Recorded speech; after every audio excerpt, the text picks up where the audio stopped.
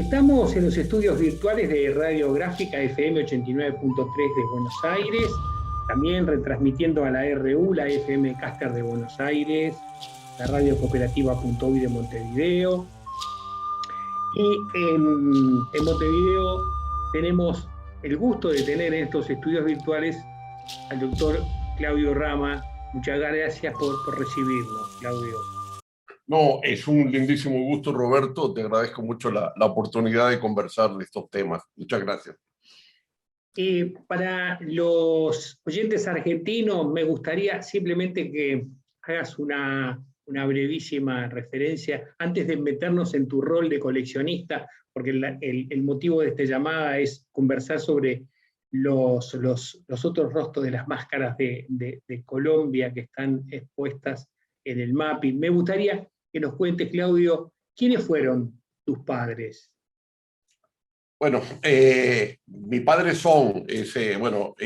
falleció ya. Mi padre es Ángel Rama, que es un intelectual, crítico literario uruguayo. Él falleció ya en la década del 80.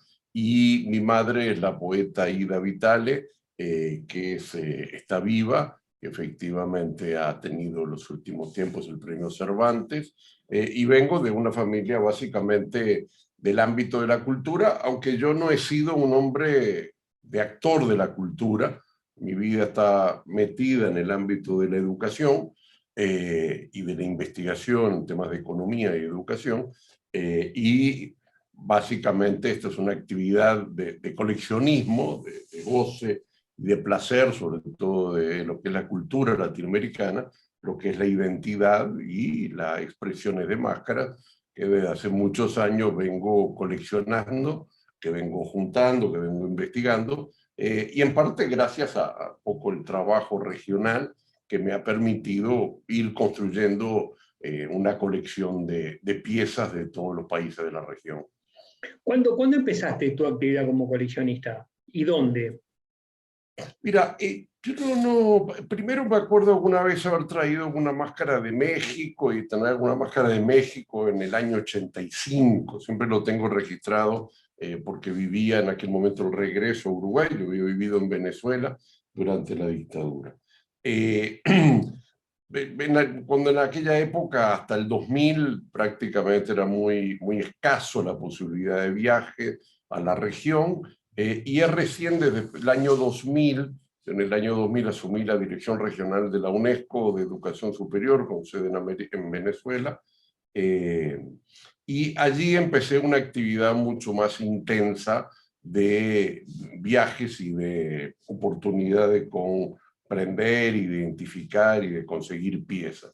O sea que podría decir que es una colección que tiene 25 años, o sea, desde mediados de los 2000, de los 90, y que se va volviendo un poco más grande y se va volviendo un poco más profesional a partir de los años 2000. Yo creo que todos los coleccionistas, que es algo muy humano, la colección, el coleccionismo, es una especie de el hobby o el coleccionismo, todos tenemos. Hay algún momento en la vida en el cual uno va juntando algunas piezas porque le parecen agradables estéticamente, no tiene muy claro, y no tenía muy claro muchas veces allá por los 90, cuántas eran artesanales o cuántas eran internacionales o de América Latina. Tenía algunas de África, tenía algunas de Asia, y es recién en algún momento que se va volviendo una cosa mucho más profesional y mucho más consciente uno del significado. Igual como todos los coleccionistas, algunas veces uno empieza a pensar, ¿para qué hago esto? ¿Para qué sirve? ¿Qué hago con todo este espacio físico que me ocupa? O en todo caso también muchas veces uno empieza a tener algunos dudas respecto al el sentido de las cosas, a medida que la colección se hizo un poco mayor. Yo inclusive me acuerdo, tengo muy marcado, en el año 2005 más o menos, yo me instalé en Buenos Aires. En Buenos Aires me instalé, estuve 3 años en Buenos Aires, y en ese momento inclusive empecé a a mandar a hacer unos palitos para colocar las máscaras, porque ya empezaba a tener una concepción de un deseo algo más ordenado, y para aquel momento tenía ya unas 100 máscaras, ¿correcto? Pero que efectivamente es como mi registro, y muchas veces también empecé a sacarme algunas piezas de encima, empecé a encontrar el carácter más etnográfico. Hay algunas piezas que uno iba juntando, iba encontrando, se iba comprando, que eran más de carácter artesanal. Entonces se va haciendo mucho más específica el objeto y el sentido del coleccionismo, o el sentido de la construcción de una referencia a la identidad eh, cultural latinoamericana. Dejé y abandoné toda idea de piezas de otros continentes que nunca pude entenderlas, inclusive intelectualmente.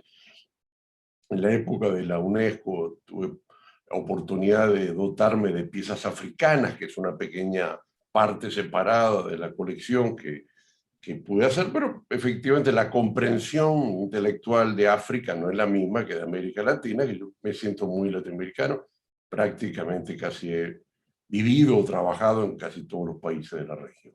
Pero lentamente uno va sintiendo la idea de también de ver cómo la región es mucho más mascarera de lo que se piensa, cómo hay un conjunto de tradiciones indígenas, negras, españolas, que van construyendo una hibridez cultural y una especificidad, cómo de alguna forma empieza a haber recortes que no son nacionales, como o sea, las diabladas entre parte de Argentina, Chile, Bolivia y Perú, o lo que es las culturas correspondientes a la Amazonía, que son compartidas, o las culturas del Gran Chaco, que también son compartidas entre algunos países, y uno va un poco develando algunas profundidades, y en el correr de los últimos 20 años me he ido acompañando a mi trabajo profesional en la región, un poco viendo y conformando una especie de campo de reflexión y de mirada de lo que es la identidad cultural y de todos los procesos de transculturización y también los procesos de mercantilización que tienen muchas de estas manifestaciones culturales. Y ese es un escenario que cada vez uno voy descubriendo. La semana pasada, por ejemplo, participé dando una reunión, una charla que se organizó de un grupo panameño que organizó una especie de festival virtual del Corpus Christi, del bien y del mal, y se fueron juntando fiestas de varias diabladas de específicamente el Corpus Christi de Venezuela, de Centroamérica, de México, de Colombia, de Panamá. O sea que cada vez uno va encontrando, aún de tener 20, 25 años en este tema, cómo el espacio de identitario de Máscara es un espacio de una mirada cultural, de mirada de nuestra historia, de mirada de las realidades sociales. Es bien interesante y que de alguna forma también, en la medida que la UNESCO ha incorporado el concepto del patrimonio intangible, ha empezado a ver una mirada más interesante sobre estas manifestaciones culturales, la comida, el vestido, las máscaras, las danzas, que de alguna forma en otros tiempos eran muy poco miradas o poco valorizadas. Y bueno, en parte hoy ya se ha transformado en una cosa muy profesional, que le dedico una atención y una preocupación, que es un escenario de un coleccionismo en la construcción de un museo que represente esta manifestación cultural bien transversal y bien que atraviesa los diversos países y que de alguna forma tiene un contenido de una hibridez más que otras tradiciones culturales.